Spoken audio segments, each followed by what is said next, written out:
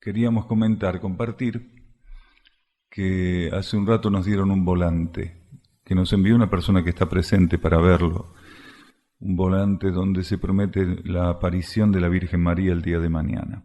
Y veníamos un poco como sintiendo una reflexión respecto a esto.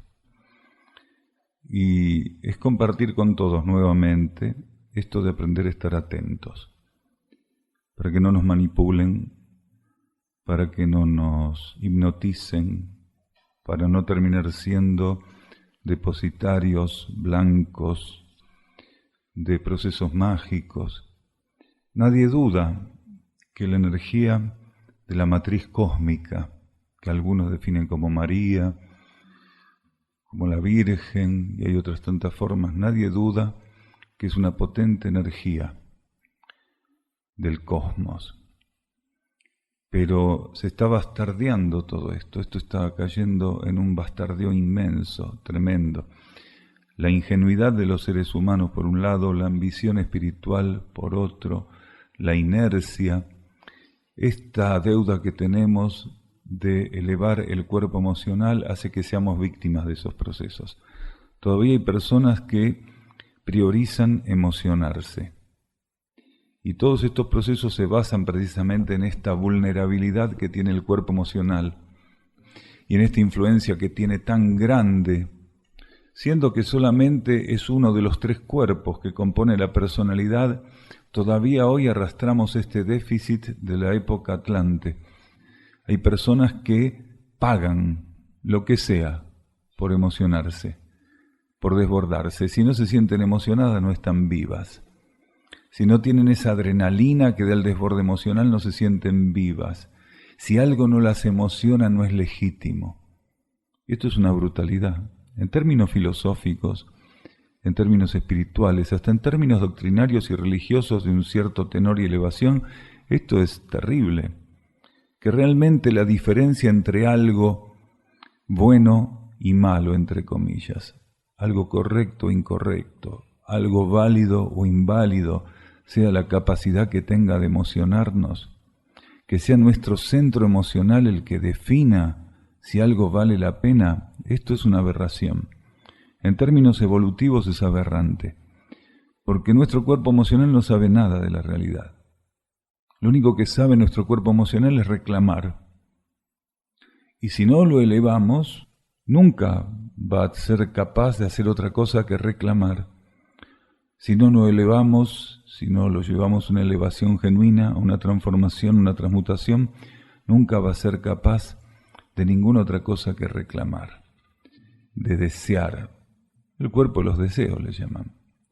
Entonces, si desea algo y aquello lo obtiene, y lo que obtiene le genera un impacto en términos emocionales enorme y desbordante, entonces el cuerpo emocional está como alguien que es compulso por las golosinas y le regala una caja de bombones. Está igual. No importa nada para el cuerpo emocional que no sea satisfacer eso que está deseando.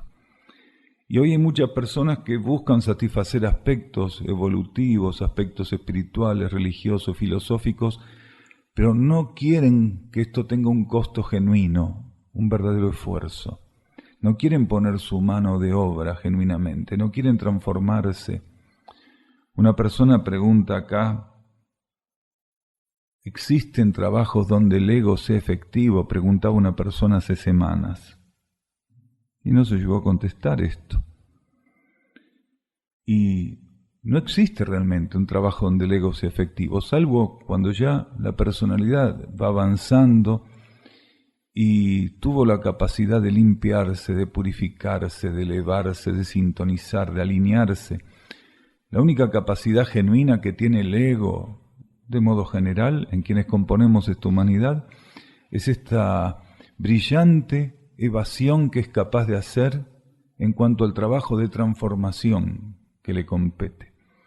Esto lo ligamos directamente a lo que veníamos diciendo.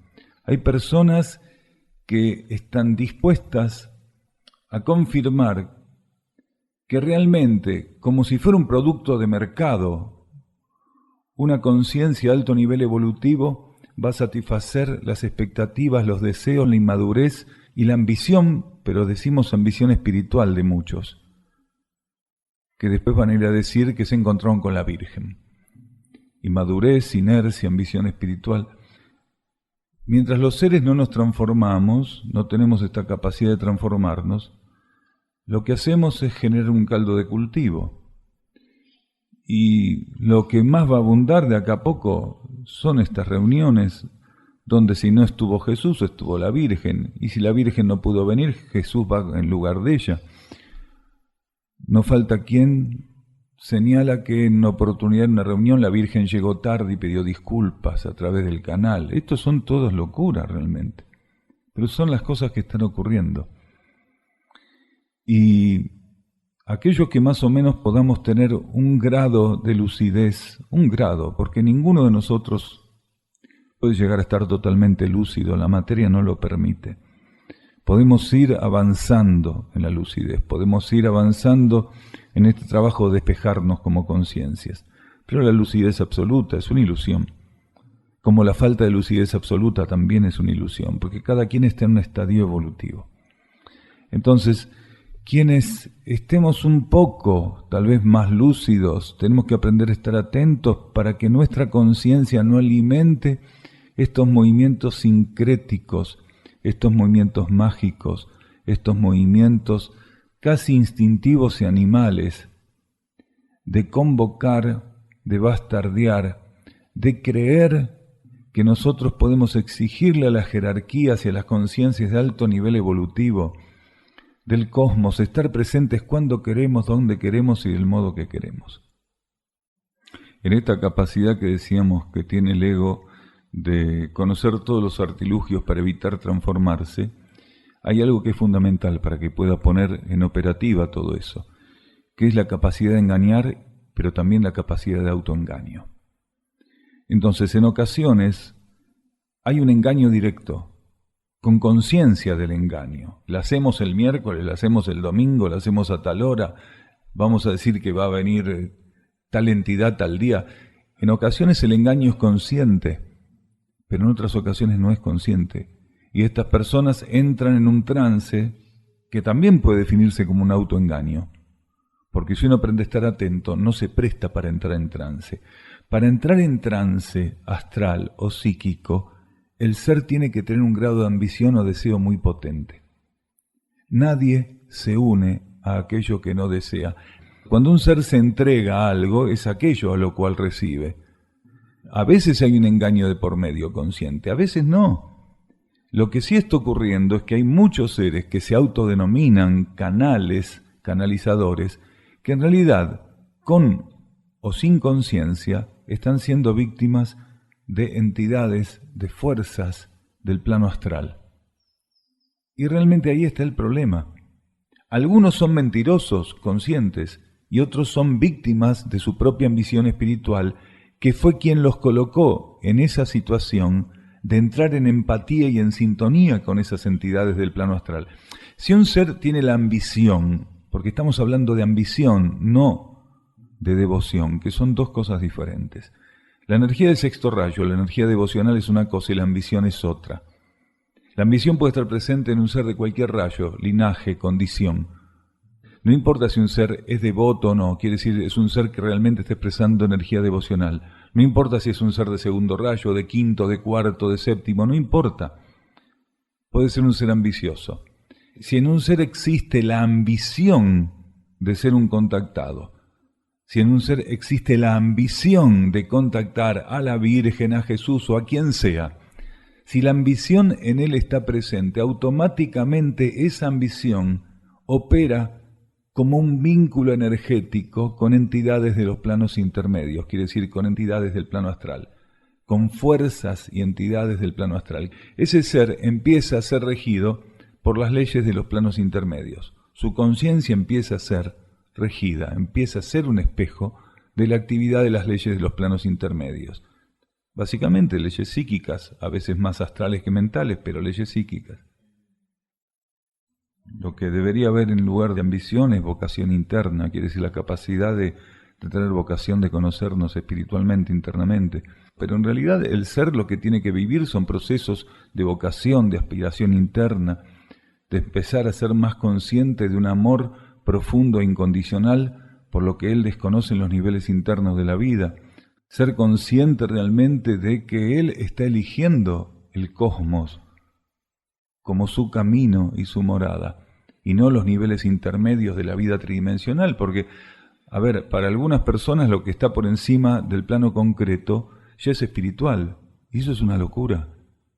Lo que está por encima del plano concreto inmediatamente es todo materia emocional astral, y apenas por encima de esa materia emocional astral está la materia mental, quiere decir, por arriba de las leyes concretas están las leyes astrales y emocionales y las leyes mentales.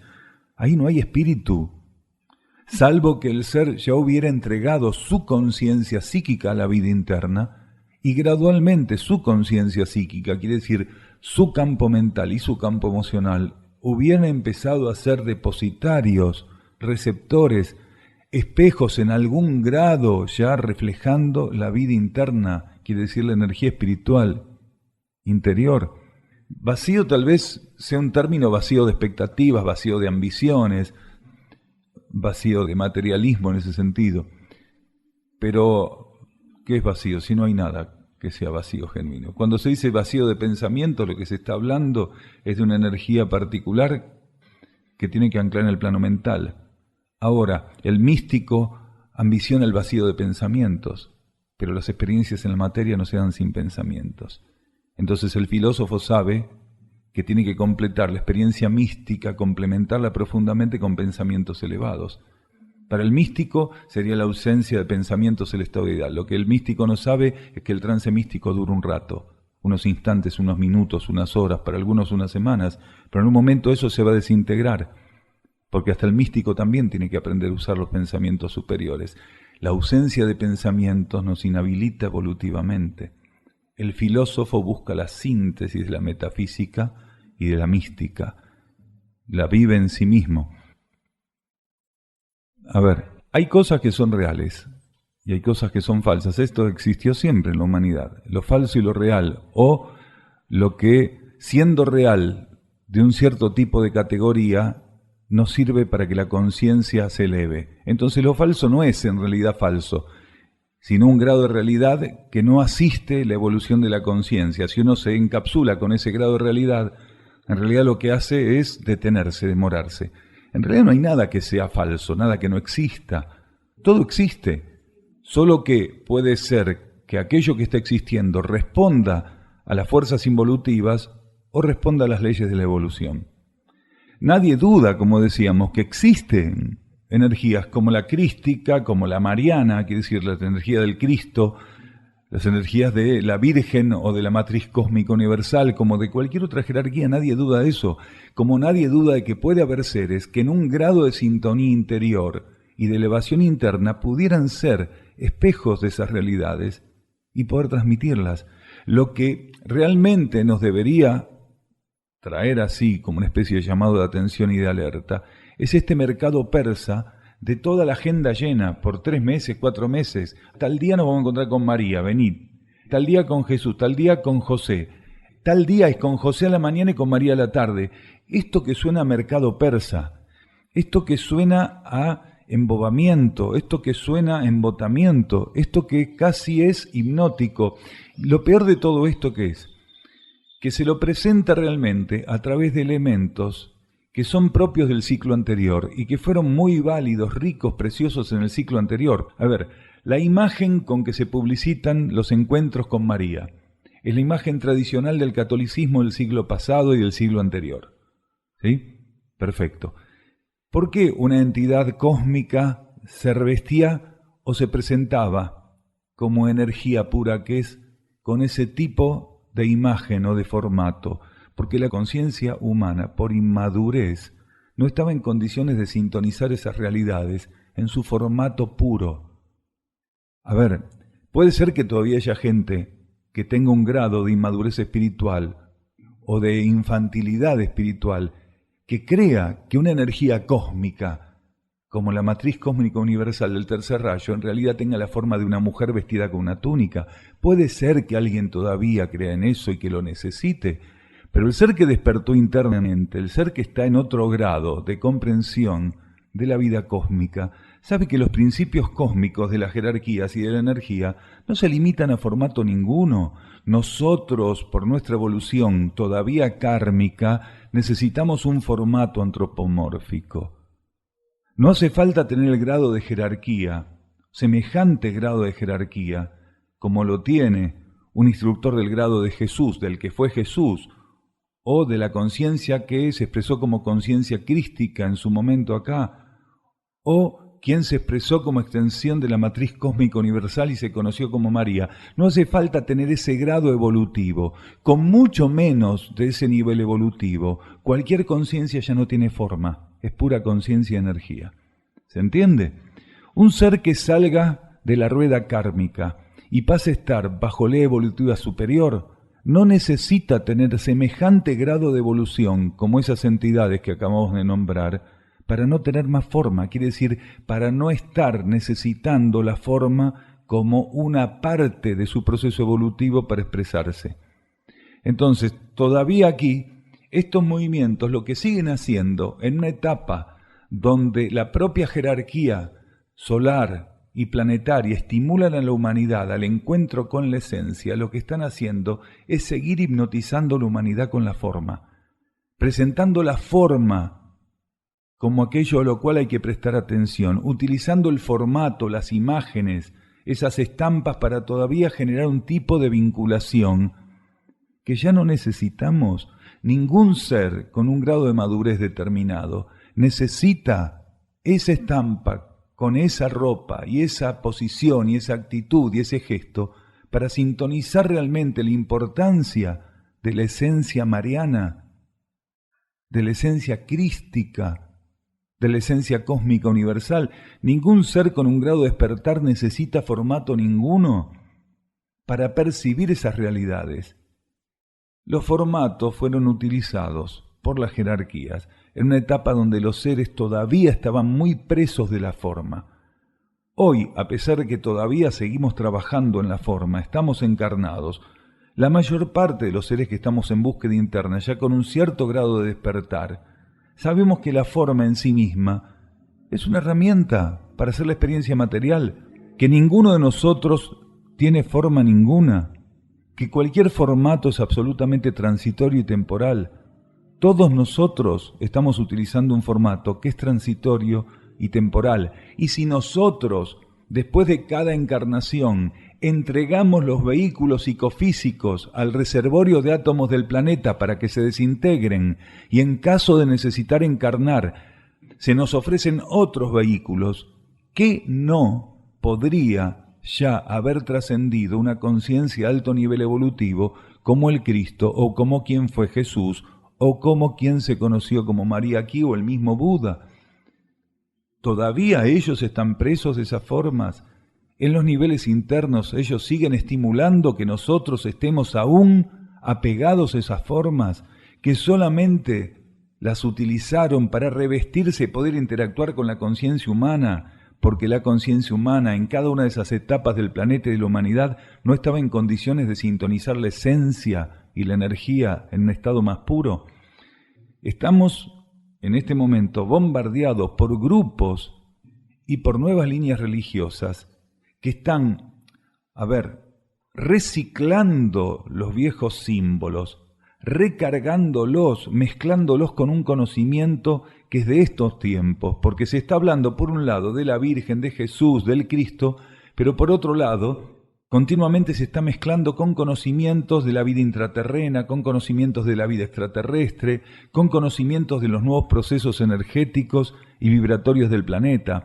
Lo que se está haciendo es verdaderamente una melange, un sincretismo, una mezcla. El instructor Jesús decía que jamás había que remendar túnica vieja con tela nueva. Y esa enseñanza sigue estando vigente. No remendar túnica vieja o vestido viejo con tela nueva, porque la rompe. Entonces no hay forma de mezclar lo nuevo con lo viejo. Lo viejo tiene que ser trascendido, lo viejo tiene que ser desechado, porque la tela nueva es para hacer un vestido totalmente nuevo, no es para emparchar lo viejo. Y esto es lo que están haciendo estos grupos y estas religiones. Están emparchando con tela nueva, con el nuevo conocimiento, con las nuevas revelaciones que la humanidad y el planeta están recibiendo, están emparchando doctrinas y conocimientos del ciclo anterior que están para ser ya trascendidas, con mucha gratitud, porque todas las doctrinas, todas las formas de conocimiento, todas las filosofías que formaron parte del ciclo anterior fueron muy útiles, pero no pueden ser eternizadas, no pueden ser disfrazadas, no pueden ser remozadas, no tienen que ser recicladas. La conciencia en ese sentido tiene que aprender a ir desnuda al encuentro de lo nuevo. Si seguimos con esta compulsión de seguir adhiriendo a lo viejo, con los símbolos y los viejos formatos que se nos ofrece, nosotros no nos estamos abriendo a lo que la nueva realidad de la esencia crística puede ofrecer, a lo que la nueva realidad de la conciencia mariana cósmica universal puede ofrecer, porque seguimos encapsulando, seguimos colocando en el mismo molde lo que ya no entra. Y para colocar en un molde que ya no sirve algo que está expandido, hay que hacer un trabajo de destrucción, un trabajo de embotamiento, de encapsulamiento, de interferencia. Entonces tenemos que aprender a estar muy, pero muy atentos. La jerarquía de instrucción muchas veces, por distintos medios, estimuló, y esto lo compartimos varias veces, algo que es muy simple, que llegarían los tiempos donde nada de lo que en el mundo formal se ofreciera tendría que ser digno de crédito. Esto significa que la forma por sí misma, los formatos, las apariciones, las visiones, cada vez tienen que ser tenidas en cuenta con mayor prudencia. Y aquello que no pudiéramos confirmar en nuestro interior, aquello que no pudiéramos sintonizar, vivir profundamente en nuestro interior, tengamos cuidado en no proyectarlo y aceptarlo de un modo distorsionado fuera. Solamente la capacidad que tengamos de sintonizar la verdad de la esencia y la esencia de la verdad en nuestro interior es lo que nos va a permitir estar sanos, equilibrados, ser coherentes, porque van a llegar estos tiempos donde las fuerzas psíquicas van a proyectar cualquier cosa en el mundo de la materia. Y volvemos al principio de la charla, aquellos que todavía prioricen lo que su cuerpo emocional les va a ofrecer ante esos fenómenos, esos van a estar perdidos, porque van a estar creyendo que eso es la verdad, que eso es la energía, y eso lo único que es son fuerzas intermedias, que lo van a estar distrayendo. ¿Para qué? Para que la sintonía con la propia esencia y la sintonía con verdades y realidades cósmicas más avanzadas y profundas no puedan llegar a establecerse en la conciencia. Objetivamente, desde un punto de vista especulativo, racional, crudamente racional y especulativo, ¿qué negocio sería si no puedo juntar las 10.000 personas para que vengan a esperar a la Virgen y de paso recaudo? ¿Qué negocio sería? ¿Cuál sería el negocio si realmente ese ser en sintonía recibe un mensaje interno, un mensaje en conciencia genuino, y después lo único que hace es divulgarlo así? Si hoy hay muchos métodos de divulgación. Acá, lamentablemente, de lo que tenemos que hablar es de arrear gente, de juntar gente, de hacer un gran número, miles de personas, porque ese es el negocio. Y en la medida de que las personas se tornen adictas, a ver, esto no es una novedad, la humanidad sigue teniendo una gran deuda en términos de autocontrol, por lo cual gran parte de la humanidad tiene algún tipo de adicción que no puede controlar. El cuerpo emocional es el pivot, es el punto de inflexión. El cuerpo emocional es el punto de inflexión donde operan las adicciones. No importa a qué se haga adicto una persona, pero cuando una persona se torna adicto a este tipo de fenómenos, a ese tipo de sensaciones, de sentimientos, de emocionalismo, empieza a ser un consumidor compulsivo. Y cuando lo que se genera es la necesidad en cientos de miles de personas de consumir ese tipo de producto, la cosa se torna muy interesante para quienes ven en eso un negocio. Y es un gran negocio. insistimos, hay quienes son víctimas del engaño también. Hay quienes engañan siendo víctimas del engaño. Volvemos a lo que decía la persona, ¿no? ¿Existen trabajos donde el ego sea efectivo? Sí, en esta capacidad de neutralizar todos los mecanismos que lo llevarían a la transformación. Esta capacidad de engañarse y de engañar. Entonces hay muchas personas que son las primeras víctimas de este engaño. Cuando alguien tiene, aunque sea ocultamente, ambición espiritual de contactar a la Virgen, a Jesús, al Cristo, a cualquier jerarquía, inmediatamente desde el plano astral empieza realmente a ser bombardeado por respuestas análogas a su ambición espiritual.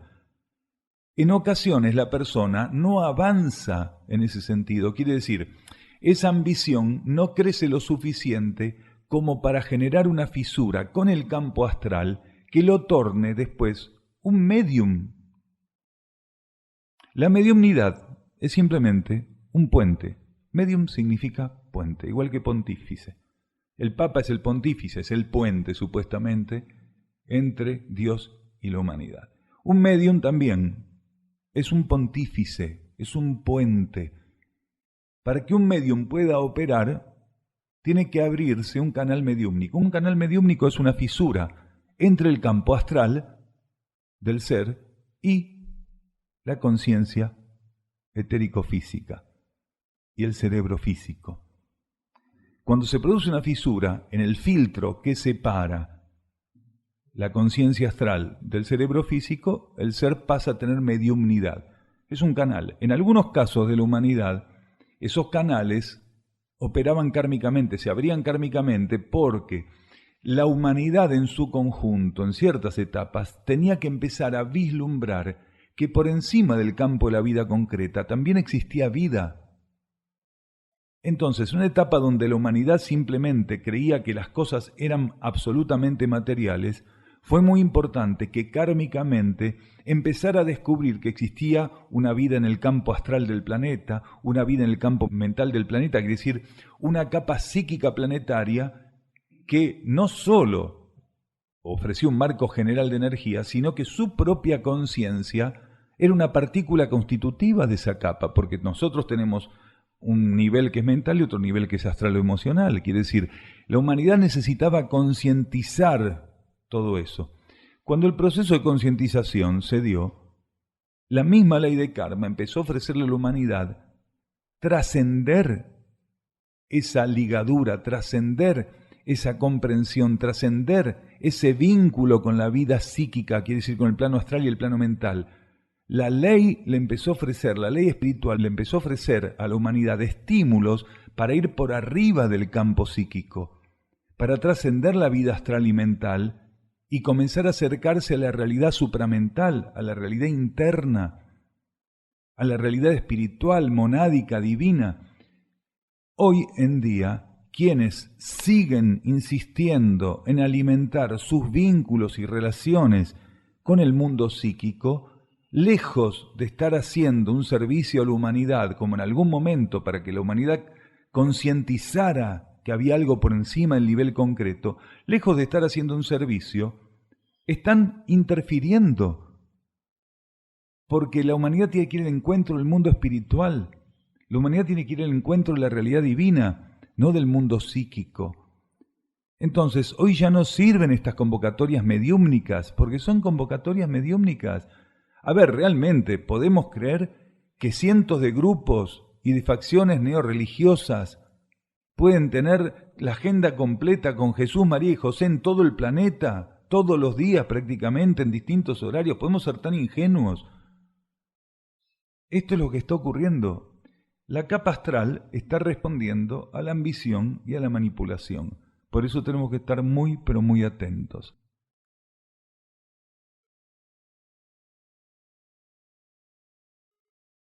Una vez alertó respecto al riesgo de caer en la mente que piensa por sí misma.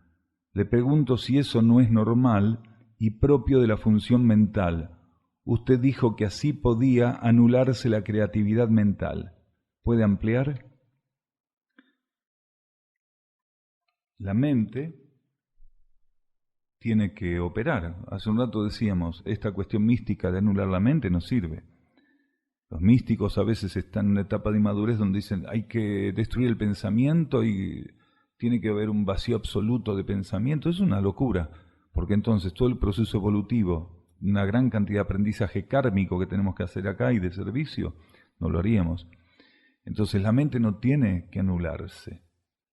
La mente lo que no tiene que hacer es tener un grado de independencia que siga confirmando su relación con las fuerzas de la capa psíquica. Si un ser que está encarnado, al cual se le ofrece un cuerpo mental, no tiene la capacidad de ofrecerle a ese cuerpo mental el camino del orden interno, ese ser va a estar desconectado de la realidad interior. Porque la mente tiene que ser un espejo, al igual que el cuerpo emocional, al igual que el cuerpo físico. Tienen que empezar a ser espejos de los estímulos internos, quiere decir, empezar a tornarse receptores de los estímulos internos. Entonces, un ser no debiera dejar que su mente compulsivamente se maneje de cualquier modo. No debería ser presa de la compulsión mental, como tampoco debería ser presa de la compulsión emocional. Hay personas que son incontinentes, tanto emocional como mentalmente, realmente incontinentes. Quiere decir, no tienen la capacidad de poner límites a la actividad mental. Entonces la mente queda a expensas de las fuerzas del campo psíquico.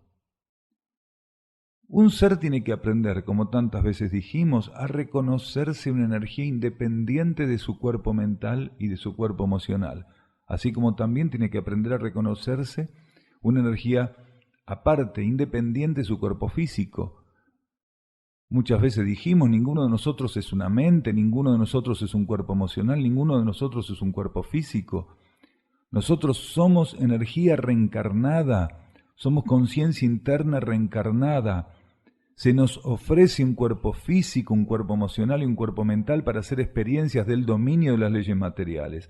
Entonces, un ser tendría que llevar la mente gradualmente a aspirar, conocer, reflejar, vivir el orden interno. Pero para esto el ser, el ego, tiene que estar ya en un grado donde él busque ofrecer esos vehículos que se le dieron para estar encarnados, busque ofrecer esos vehículos a la vida interna, a la realidad interior. Porque si el ego está tan identificado con las fuerzas materiales, y esa identificación la vive a través de la identificación con la compulsión y la irregularidad de su conciencia psíquica, de la conciencia psíquica que utiliza, eso es imposible para el ego. No va a poder hacer nada.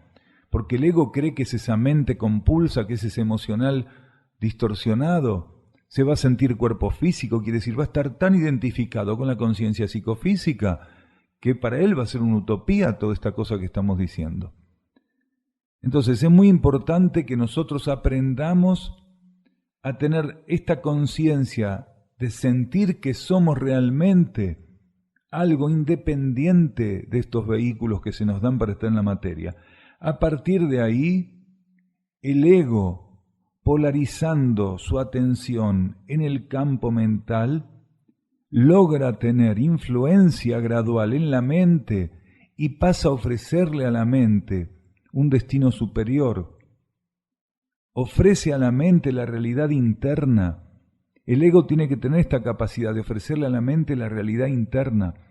Gradualmente, cuando la mente empieza a colocar atención en el ofrecimiento que el ego hace de la realidad interna, el señalamiento que el ego hace, gradualmente empieza a abrirse un canal desde el nivel intuitivo al nivel mental.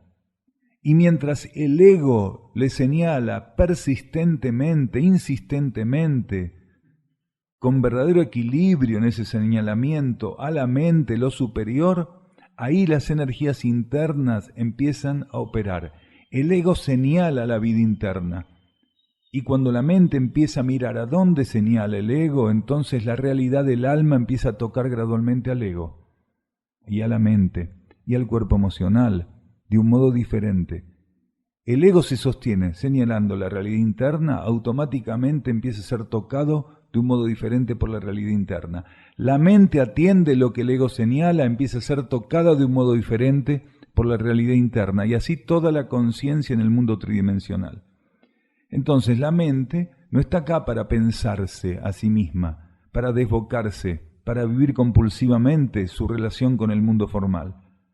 La mente gradualmente tiene que aprender a funcionar inspiradamente.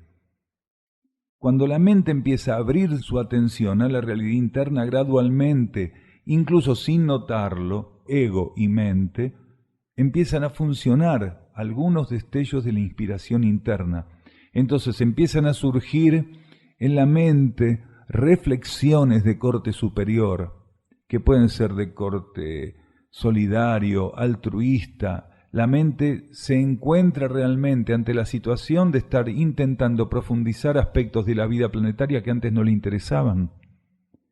Entonces, gradualmente, si el ego persiste en esa atención a la vida superior, señalando continuamente, estimulando continuamente a la mente a ir en búsqueda de lo superior, gradualmente se empieza a dar un vínculo estable. Entonces la energía interna empieza a transitar hacia los niveles mentales, hacia los niveles emocionales y hacia los niveles etérico-físicos con mayor fluidez, mayor efectividad y mayor economía. Ahí la creatividad empieza a estar presente en el plano mental. Hasta que la mente no está abierta a la vida interna, a la vida del alma, a la vida espiritual, la creatividad no es una energía que esté presente en la mente. Porque la mente no sabe qué ofrecer al mundo formal. Quiere decir, la mente no sabe qué construir en el plano mental con las leyes mentales para favorecer la vida planetaria. Ni la propia vida de la personalidad, ni la vida planetaria en su conjunto. Porque para que la mente supiera qué ofrecer a la vida planetaria o qué ofrecer a la propia conciencia psicofísica, tendría que estar abierta a las necesidades genuinas, y las necesidades genuinas forman parte del conocimiento interno del ser, no del conocimiento del ego, porque el ego siempre está buscando el beneficio personal, el ego siempre está compitiendo, el ego siempre está comparando, el ego no tiene la capacidad de comprender qué es de beneficio universal, qué es de beneficio amplio, qué es un beneficio del todo y para todo. La creatividad es la condición que en la mente empieza a instalarse cuando la mente ofrece a la vida, tanto a la propia vida de la personalidad como a la vida planetaria, lo que en los niveles internos está recibiendo como inspiración. La mente lo que está ofreciéndose ahí es asistir necesidades. Cuando la mente reflexiona sobre algo que internamente le fue inspirado, la reflexión misma es el servicio. Porque cuando la mente empieza a liberar las energías de la reflexión, inspiradas internamente, lo que está liberando es precisamente un campo vibratorio, un campo de energías, que señala para quien pudiera entrar en sintonía con eso, la realidad interna. Cuando la mente de cualquiera de nosotros es capaz de captar la vida interna, de reflejar la vida interna, de comprender la vida interna, las leyes internas, y libera esa comprensión, esa sintonía, estimula lo mismo en quienes ya estuvieran en condiciones de hacer un trabajo análogo. Ahí realmente en la mente se instala la vida creativa, la creatividad. Por eso decíamos, mientras la mente intente pensarse a sí misma, mientras la mente logre instalar pensamientos que son relativos a su relación con las fuerzas psíquicas, la vida creativa no está presente en ella, pues ella no puede aportar nada que sea necesario. El ego es la energía reencarnante. El alma no puede entrar en la materia directamente. Por incompatibilidad vibratoria, las leyes no se lo permiten. Entonces, ¿qué hace el alma? El alma se expresa hacia la materia, hacia el mundo tridimensional, mediante una extensión que es energía reencarnante. Esa energía es la que reencarna. El ego es la energía reencarnante. Para reencarnar necesita que las leyes mentales del planeta, las leyes astrales del planeta y las leyes físicas le ofrezcan materia. Ahí el ego recibe kármicamente materia mental, astral y física y conforma los vehículos de la personalidad, que se lo dan las leyes del planeta. Ahí el ego, que es la extensión del alma, una adaptación que el alma hace de sí misma con las leyes planetarias, ahí entonces hace la experiencia el ego, que en realidad es como si fuera una sonda del alma. Para que se entienda esto, alguna vez lo dimos como ejemplo. Para que un titiritero sea un gran titiritero y pueda estar 3 metros arriba en un teatro y la marioneta con los violincitos abajo, él tiene que aprender a dominar leyes, a regular los hilos, a saber qué grosor tiene que tener el hilo, qué flexibilidad, qué largo. Él tiene que aprender a mover eso ahí abajo desde allá arriba. Esto es lo que hace el alma a través del ego. El títere es todo el proceso allá abajo. El alma queda en un nivel que no puede sumergirse en la materia. El alma, lo más abajo que llega, es al mental superior. Y desde ahí intenta mover los hilos, ajustar los hilos, que no se le desenganche la manito, que no se le desenganche el pie, que no se le enrede, ¿se entiende? Ese es el trabajo que hace. Así lo tenemos que ver. Cuando el alma llega a ser una gran titiritera, que aunque esté en un nivel, ella por extensión puede manejar toda la situación ahí abajo, entonces pasa a otra etapa y no necesita más ir ahí con el títere. Quiere decir, no necesita más reencarnar bajo ley de karma, hacer todo ese proceso. Esto es así de simple. Cuando desencarna lo que hace es tirar el títere al reservorio. Ese títere ya no le sirve más. Con hilo y todo, y con la mancuerna y todo, lo tira todo ahí, ya no le sirve, porque tiene que pasar a otro proceso. El que desencarna es el ego. Ahora se dice, el alma desencarnó. ¿Por qué desencarnó? Porque retiró el ego de la materia. Se dice, la mónada desencarnó. ¿Por qué? La mónada, el espíritu. La mónada está por encima del alma. Para que el alma pueda hacer ese proceso de encarnar a través del ego, la mónada, el espíritu, tienen que estar sosteniendo energéticamente. Es más complejo que el titiritero, porque imaginemos, un titiritero que a su vez, él tiene hilos que maneja otro titiritero que a su vez tiene hilos que maneja otro titiritero.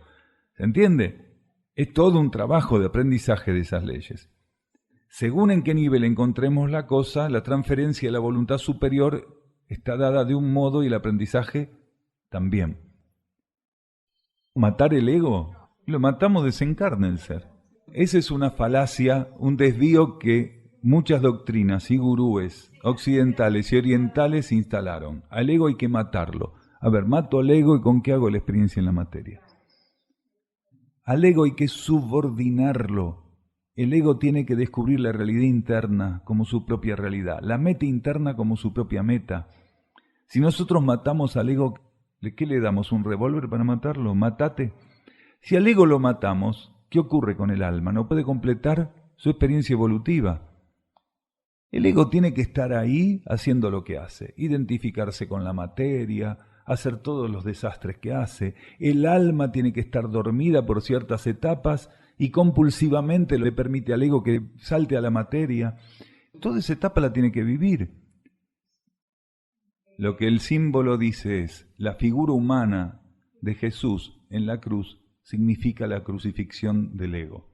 Por la forma que la cruz tiene, donde las fuerzas materiales y las fuerzas espirituales entran en conjugación. Entonces la cruz representa ese símbolo donde las fuerzas espirituales, que son las fuerzas que están signadas por el trazo vertical, cruzan con las fuerzas que están en el trazo horizontal. Entonces ahí está la crucifixión del ego. Esa es la figura humana. Jesús, hombre, en la cruz clavado, representa precisamente el ego, la crucifixión del ego. ¿Qué quiere decir la crucifixión del ego? El ego no muerto, el ego sublimado, el ego integrado. A ver, entre lo superior y lo inferior no hay mezcla. Uno dice, ¿será que lo inferior se tiene que mezclar con lo superior? Si lo superior pudiera mezclarse con lo superior se degradaría, pasaría a ser inferior. Lo que realmente ocurre es, lo inferior es absorbido en lo superior. Por eso hay personas que dicen, yo busco la verdad, algún día voy a encontrar la verdad, voy a absorber la verdad. Y eso es una tontería, porque entonces yo sería la verdad y lo que estoy buscando no sería la verdad. La verdad nos absorbe a nosotros. Hay un momento donde el ser responde a los estímulos que la energía hace en su conciencia para ir al encuentro de la verdad. Cuando él más se acerca a la verdad, más cercano está el momento en que la verdad lo absorba. Ninguno toma la verdad. ¿Se entiende? Porque para que algo tome otro elemento, ese algo tiene que ser superior. Entonces nosotros tenemos esta cosa tan egoica instalada de que nosotros absorbemos la verdad. La verdad nos absorbe a nosotros. Todos nosotros tenemos como destino ser absorbidos en la verdad, ¿se entiende? Entonces, cuando se dice esto de que el ego se une a lo superior, en realidad, lo superior reabsorbe las energías del ego. Por eso se llaman, en esa instancia, esotéricamente, se denomina o se define como personalidad integrada. La personalidad es integrada a la vida superior, es absorbida a la vida superior. Cuanto más la personalidad se abre a lo superior, más cercano está el momento en que como energía ella sea absorbida en lo superior. A ver, nosotros estamos en este plano proyectados desde lo superior, porque necesitamos dominar las leyes materiales antes de seguir nuestra trayectoria cósmica. Todos estamos acá para eso, no para otra cosa. ¿Quién está para otra cosa acá? Un ser está en este plano porque no domina las leyes cósmicas físicas. ¿Cuál es la trayectoria básica? Cuando la conciencia sale del reino animal e ingresa en el reino humano, por primera vez tiene un alma individualizada. Hasta el reino animal, toda la experiencia en alma grupal. Entonces, por primera vez en el reino humano tenemos un alma individual.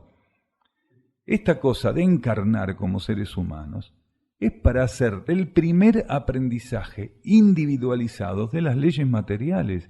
Quiere decir que tenemos infinitamente más para arriba y para adentro en términos cósmicos que lo que dejamos atrás, que no es nada en términos de trayectoria evolutiva. Es 1 centímetro al lado de acá al Sol, ¿se entiende? Más o menos esa sería la relación.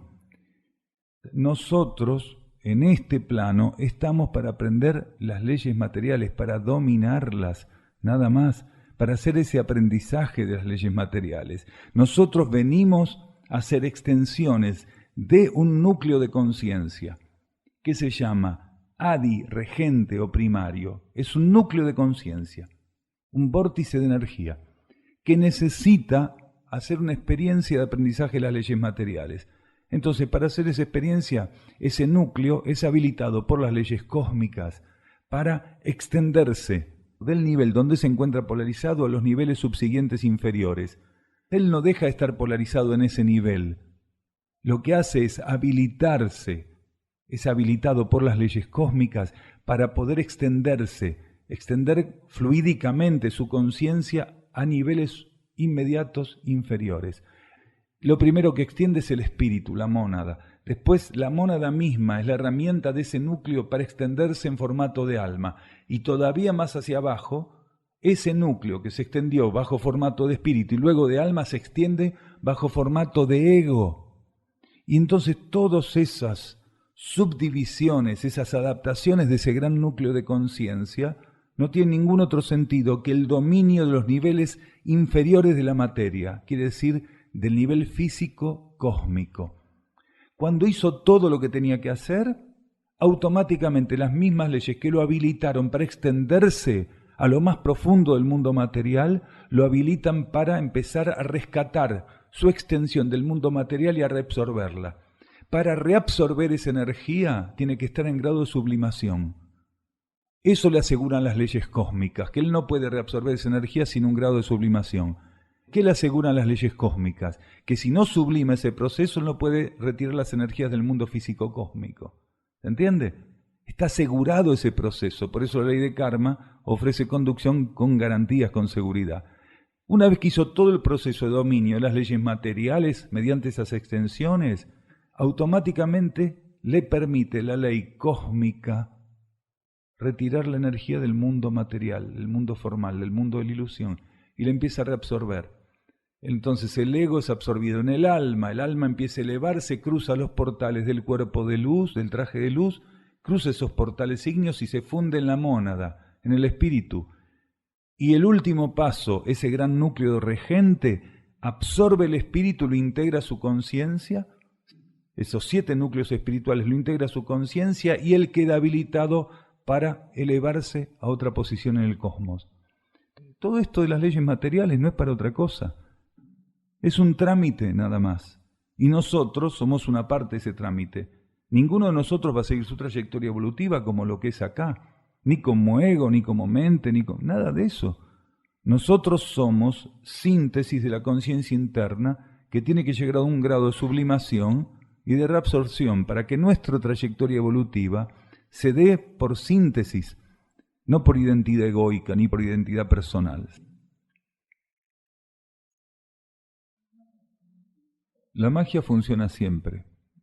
Lo que no podemos garantizar es que funcione acorde a lo que el mago quiere. Todo movimiento mágico, toda aplicación de energía mágica tiene algún tipo de resultado. Puede notarse o no puede notarse. Del mismo modo que si uno tira una piedra a un lago, por más que no vaya a generar un tsunami, va a mover la superficie del lago.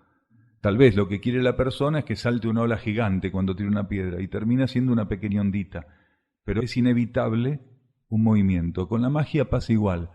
A veces, y afortunadamente, la ambición del mago está muy por sobre encima de su capacidad de aplicación de fuerzas mágicas. Entonces la magia existe, y existe la magia como mecanismo. Se lo puede subdividir si uno quiere en blanca, en gris, en roja, en negra, no importa las subdivisiones, la magia simplemente es movimiento de fuerzas y de leyes mediante el uso de la voluntad. Intentar respuestas y movimientos de leyes y de fuerzas mediante el uso de la voluntad. Polarizar la voluntad con un fin determinado e intentar que ciertas fuerzas y leyes respondan a ese uso de la voluntad, eso es magia. Si el ser está en etapa de oscuridad, en una etapa de ambición, e intenta ir por el camino de la magia, lo que haga en términos mágicos se puede denominar magia negra, porque todo lo que él quiera mover va a ser de corte negativo y oscuro. Cuando el ser está en una etapa intermedia, se lo puede denominar magia gris o roja, donde él va a intentar el uso de la voluntad según cierto tipo de parámetros. No siempre va a ser oscuro lo que vaya a hacer mediante el uso de la magia. Cuando el ser está en ciertas etapas, pero todavía su conciencia mágica busca aplicarse o expresarse, pero está en ciertas etapas donde solo busca lo positivo, se dice que lo que hace es magia blanca, porque nunca busca hacer daño. Pero en realidad el principio mágico es el mismo. Lo que el mago blanco, el rojo, el gris y el negro hacen es polarizarse más o menos, o entrar en sintonía más o menos, con distintos niveles de la capa psíquica. Para poder lograr una cierta efectividad en el movimiento mágico, tienen que tener desarrollado algún aspecto, particularmente en términos psíquicos, y dentro de los términos psíquicos, en el uso de la voluntad y direccionamiento de la voluntad para poder aplicar y activar esos procesos. Entonces, la magia en sí existe, y muchas personas a diario, a veces sin saberlo, están intentando hacer magia o lo están haciendo, solo que ni se sienten magos ni le interesa la magia.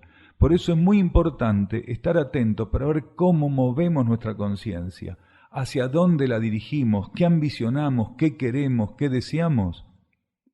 Cuando una persona el día anterior a salir a buscar trabajo se pone a hacer un trabajo de control mental. Yo voy a encontrar ese trabajo, y ese trabajo va a ser de tantas horas y me van a pagar bien. Y empieza a disparar toda esa energía. Sin saberlo está haciendo magia. Tal vez él no tiene la experiencia de un mago que va a utilizar una ceremonia y un protocolo determinado, que dice un tipo de ritualística determinada. Porque hay escuelas mágicas, tanto occidentales como orientales, tanto esotéricas como exotéricas, pero las hay.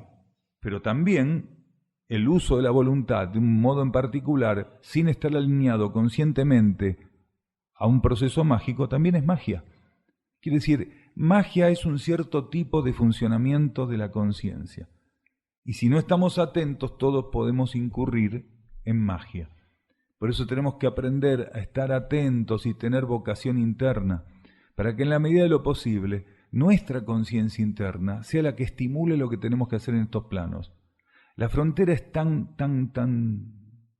suave, tan finita, es una línea tan fina entre el voluntarismo y la magia. Es tan fina la frontera que si uno no está atento está cruzándola continuamente. Hay muchas formas de verse afectado. En un planeta donde la humanidad que lo compone todavía está bajo ley de karma, todo proceso kármico en alguna medida, aunque sea ínfima, es compartida por todos los miembros, por todos los componentes. Quiere decir, nada de lo que sea en este plano de la superficie planetaria, bajo ley de karma, generado por un ser, no toca, influencia o afecta a todos los seres.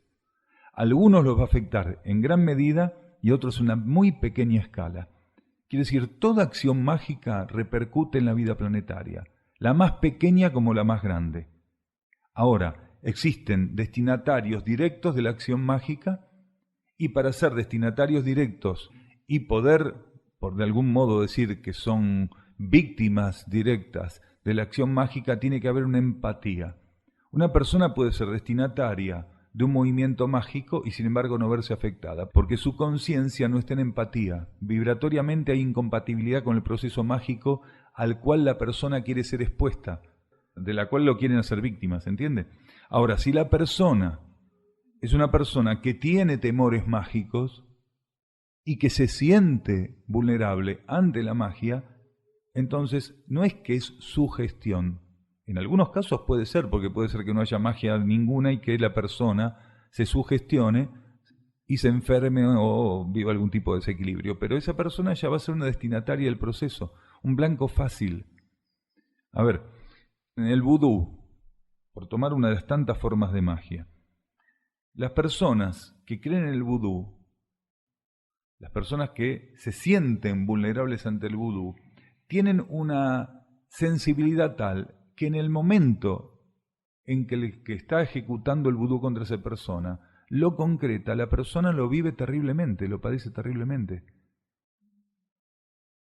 Porque hay un nexo psíquico tan grande entre el que aplica el vudú, el que está generando la magia del vudú, y el receptor, que es inmediato, es absolutamente sincrónico e inmediato.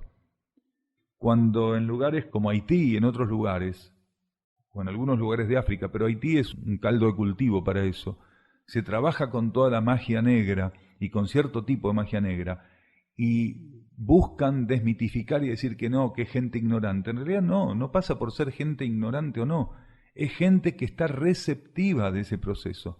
Hay realmente magos negros en esas regiones, en esos países, que tiene una influencia sobre las masas inmensa. En esos y en otros lugares del mundo pasa lo mismo. Hay distintos tipos de magias. También en el Tíbet hay altos magos negros que tienen una influencia enorme sobre ciertos sectores de la población. No solo estamos hablando de Haití o de países afro. La magia es algo muy amplio y el receptor tiene que ser realmente un elemento que esté en sintonía. Es como una emisora de radio y los aparatos de radio que pueden estar en una casa o en un auto. Si el ser no lo sintoniza, no pasa nada. Si no está en sintonía con esa, no pasa nada. Pero si está en sintonía, sí. Quienes estén en sintonía van a vivir esa secuencia como a cada uno le corresponda. Porque, a ver, una persona puede estar en sintonía con un acto mágico. Esto no garantiza que va a vivir el acto mágico como otra persona que también está en sintonía. Del mismo modo que dos personas teniendo aparatos de radio diferentes, uno va a escuchar mejor la radio y el otro peor por la calidad del aparato receptor, o por la oposición de la antena, o por lo que fuera. Nadie vive un proceso mágico del mismo modo, pero todos los que estén receptivos, de alguna manera van a acusar ese impacto. Por eso es muy importante, para momentos como estos, quienes puedan estar más lúcidos, quienes puedan estar más alineados, más atentos, más serenos, colocar esa lucidez, esa alineación, para que de algún modo, mediante una sinergia promovida a través de esos seres, se pueda contrarrestar aquello otro. Cuanto mayor caudal de ilusión se libere en este planeta, quienes estén atentos para no alimentar la ilusión, tienen que ofrecer precisamente la energía contraria. La mayor parte de los gobiernos mundiales, de este y de otros países, desde hace muchísimo tiempo en este planeta, toman medidas que siempre encubiertamente están buscando el beneficio de unos pocos y no de la mayoría. Para aplicar medidas de esa naturaleza siempre tiene que haber un pensamiento mágico, para intentar convencer. para intentar doblegar, ¿se entiende?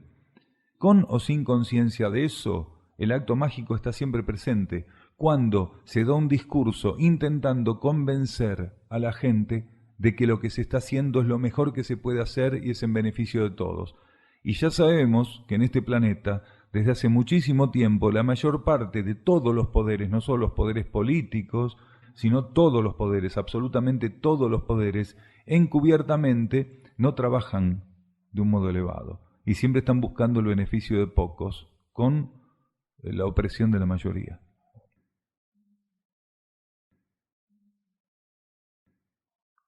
Mis dos hermanos siempre mostraron mucha envidia y celos de mí. ¿Puedo hacer algo o es kármico y tengo que estar con eso?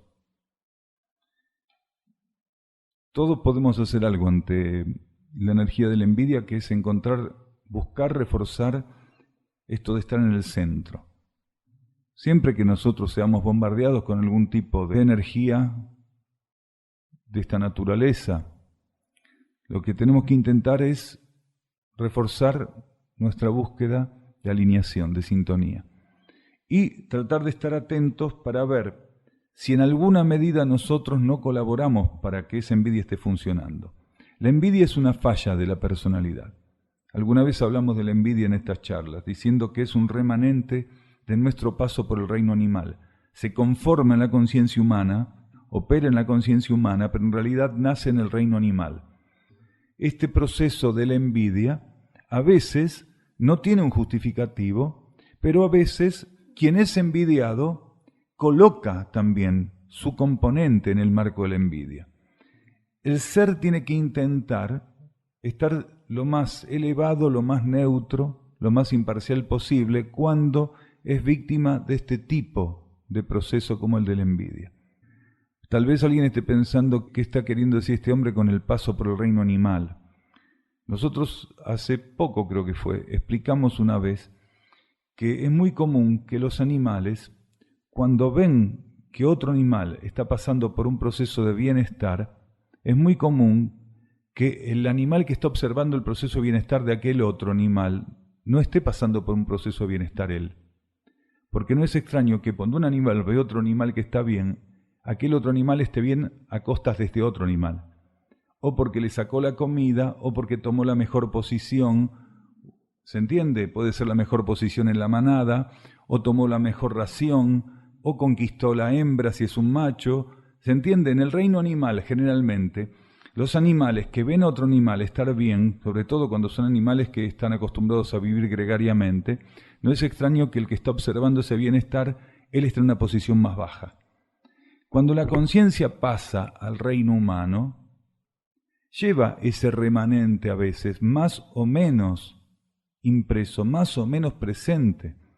Para muchos seres humanos todavía, que operan con cierto grado de instintividad, ver el bienestar en otro ser es molesto. ¿Por qué? Por lo mismo que al animal a veces le promovía incomodidad, o porque le habían sacado el hueso, o porque le habían sacado la madriguera, o porque lo habían atacado, o porque no había logrado la mejor posición, o acceder a la comida o al agua, ¿se entiende?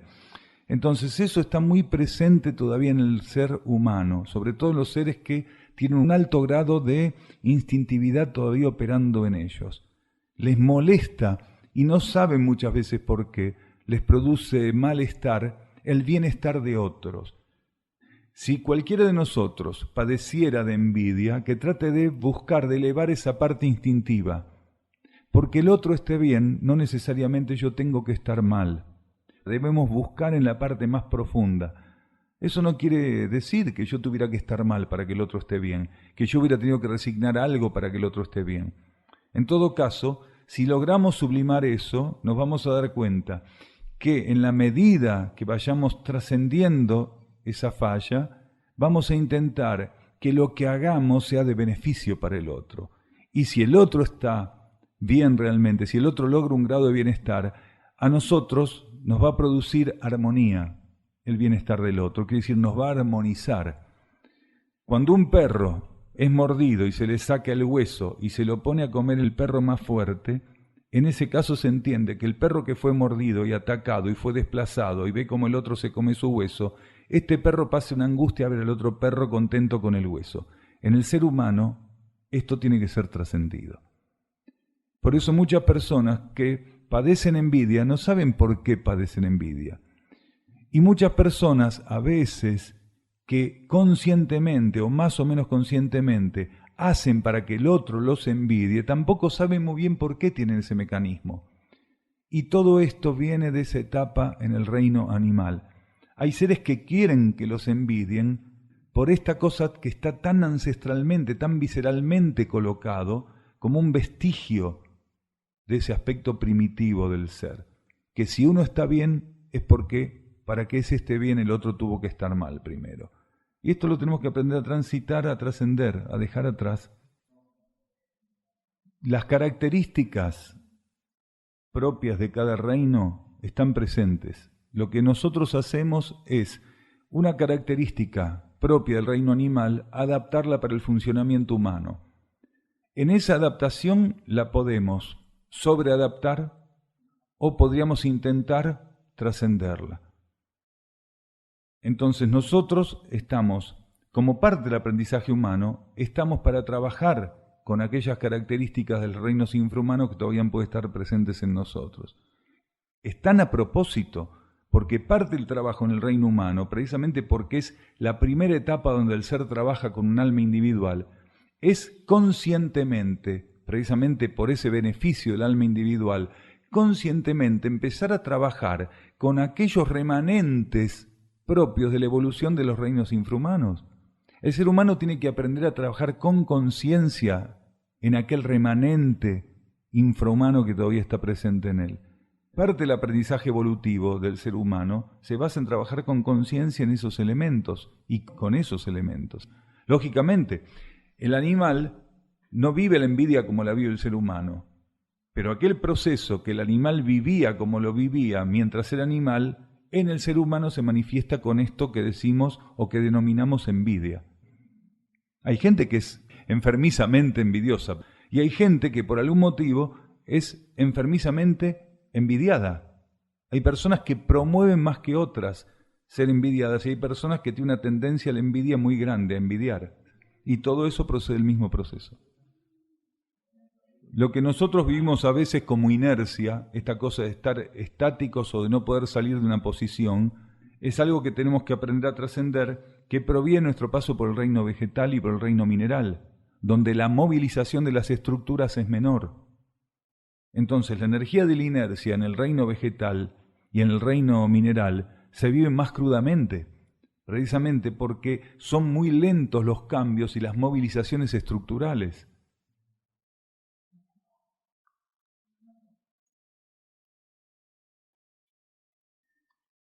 Acá nos ponen, es karmático que mi hijo no consiga trabajo, nos ponía la persona en ese momento.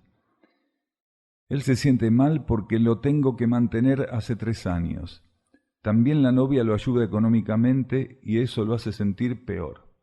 Y acá preguntaba la persona si era kármico que su hijo no consiga trabajo. Hay una diferencia kármica entre no conseguir trabajo y no conseguir el trabajo que uno quiere, con las condiciones que uno quiere. Es abismal, en términos kármicos es abismal. La mayor parte de los seres que no consiguen trabajo, no consiguen el trabajo que ellos anhelan o hacia donde colocan su atención. Es muy diferente en términos kármicos no conseguir trabajo a no conseguir el trabajo que uno quiere. Es muy posible que esta persona, que la madre lo ayuda hace 3 años y que la novia lo mantiene también, esté muy enfocado a cierto tipo de trabajo. Mientras tanto está dispuesto a padecer el sufrimiento de que lo mantengan. Pero realmente, si no tuviera quien lo mantuviera, yo hubiera conseguido trabajo, cualquier trabajo. Solo que él, mientras tenga la mamá que lo mantenga y la novia que lo ayude, se puede dar el lujo de estar esperando todavía el trabajo ideal. Entonces, lo que tal vez tendría que hacer la novia y la madre es dejar de ayudarlo. Y posiblemente consiga trabajo, porque debe estar muy angustiado por esto, hace 3 años. Es muy raro que una persona, kármicamente, no consiga en 3 años trabajo.